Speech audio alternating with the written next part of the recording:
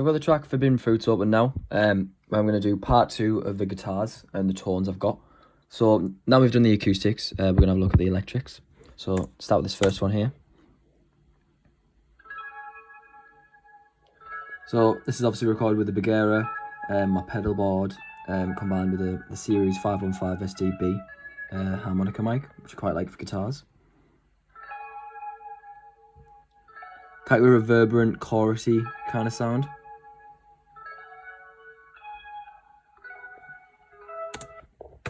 So first up, I then added another amp sim over the top of the recording. I did this because it helps in creating like newer tones. If like the tone you've created isn't like what you're happy with, and like it's like another level of customization beyond say like just EQ. So let's go listen to that. Just adds a bit more grit to the tone, I'd say.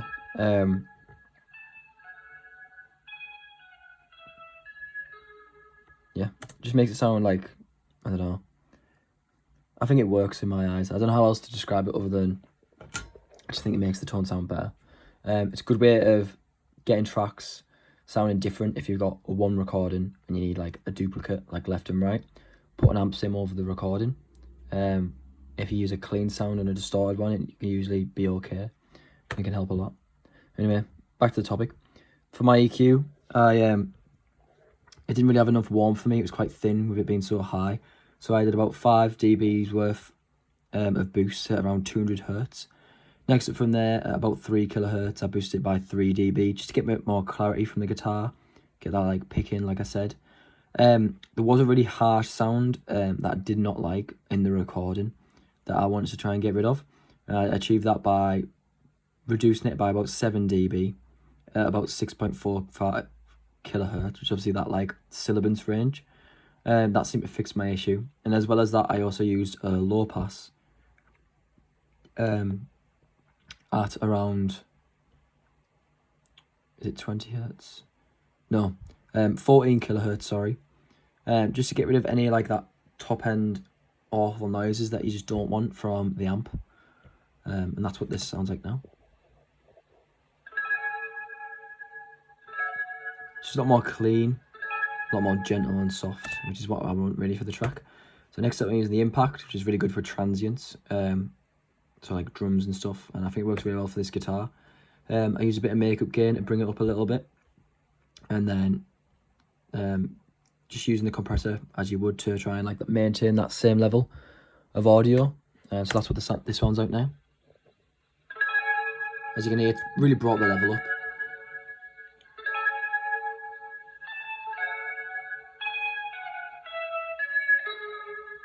And it adds to the tone as well, like all the compressors sound slightly different depending on like the model they're going for. And then finally, a bit of an odd thing to do, but something that I'm quite favourable of. In the same way a compressor does, a limiter can bring up a level and keep it to that consistency whilst also like creating a ceiling, which stops the signal from going any louder than that level. And I used a Pro limiter on this guitar to bring the level up even more, to maintain that like the lack of dynamic range, because the dynamics aren't necessarily important for this guitar, and it really brings the level up, as you can hear now.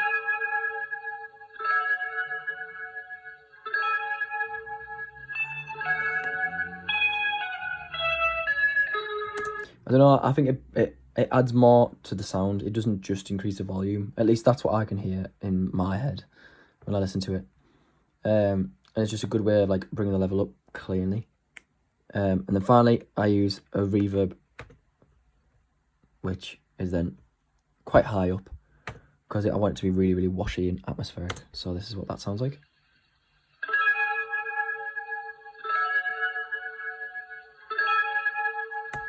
So yeah, there's my first guitar tone. Next up, the next guitar doesn't begin until the pre-chorus, so I'm going to skip to the pre-chorus now. So as one guitar stops, this one begins. So as you can hear, I'm using a delay. That delay is on my pedal board, recorded through the amp. So I can't get rid of that.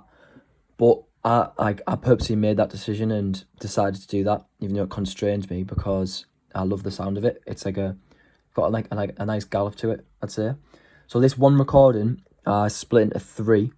And the reason which I did this is one's for a particular part at the end, and then the other is because the guitar is on the right hand side for the majority, but I hated how much of a gap there was on the other side, and rather than using a reverb, I just duplicated the track and put it on the other side as a way of maintaining that tonality.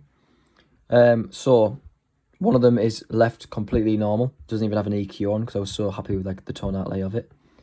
And then after that, the guitar on the right hand side is panned about 31 degrees to the right, and that features the 11 Mark II with the same preset acoustic tweak clean as the other guitar. Keep the sounds consistent. So this is what it sounds like on its own.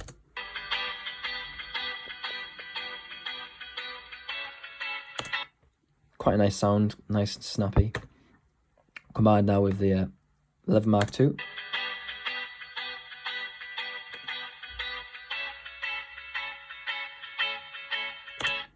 And then finally, as well as that, I've used a Pro Limiter again for the exact same reasons as the other guitar. Just it doesn't require that much dynamic range as such, in comparison to say the drums, the bass, and the acoustic guitar. It works quite well being so consistent at that level. So I've used that to really like bring the level up and kind of like bring the shine in the guitar up.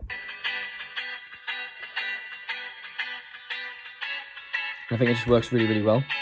It's got a nice little like bite of saturation to it, and it just fits really well for this particular section of the track. Finally, cutting back to that end part, that final guitar, as you can see here, it's this one right here. It features a plugin called TalkBox. This is something I've never used before, but it's used to replicate, well, as you can imagine, a TalkBox, which is a guitar pedal which features a pipe that allows you to talk as well as play the guitar. And I use that on a preset called Lonesome. This is just a bit of experimentation on tones and trying to find something new. So if we just listen to that now, that's what this sounds like.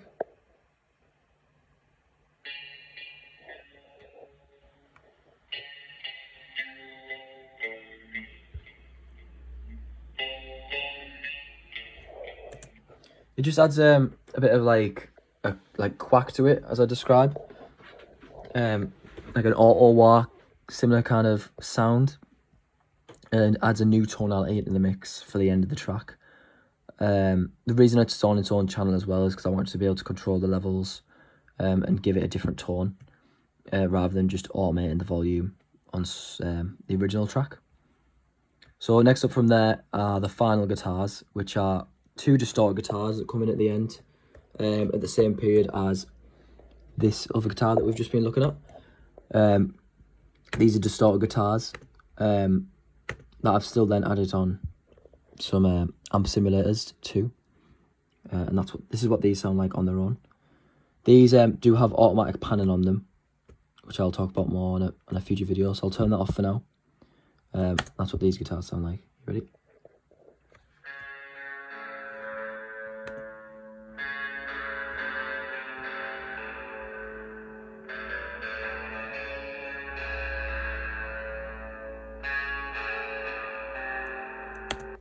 So they are 2 separate takes of the same guitar track, but I did something accidentally that I liked the sound of, and that was delaying them from one another.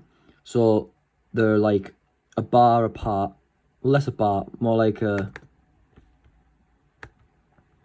few milliseconds apart, as you can see. And I've done that intentionally, and it adds this cool like delay effect to the guitar. As you can hear, the tone is like, it's not too distorted, it's like a crunchy tone. From there, I then added the 11 Mark II, and I use that on the setting preset British Fat Cat, because I love like the warmth and like the fuzziness of it. So this is it without, and this is with it on.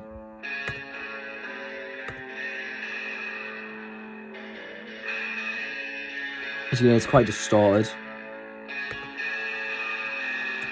Adds a lot of like high mids and a lot of like sizzle to it.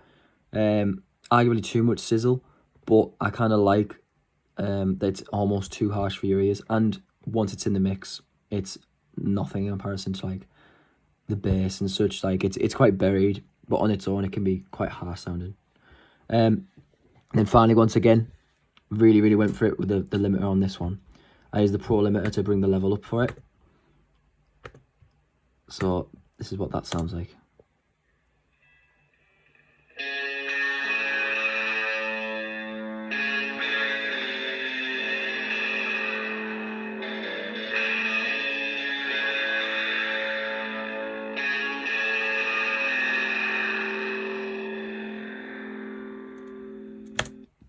I just think the Mark 11 really adds like new character to it. And as much as I love like the recording, and the recording's a good recording, it just needed a bit of extra something. I'm using it more like a as you would like a distortion pedal, rather than using it as a whole new amp sound. So yeah, that's the guitars for Forbidden Fruit. Thank you for watching.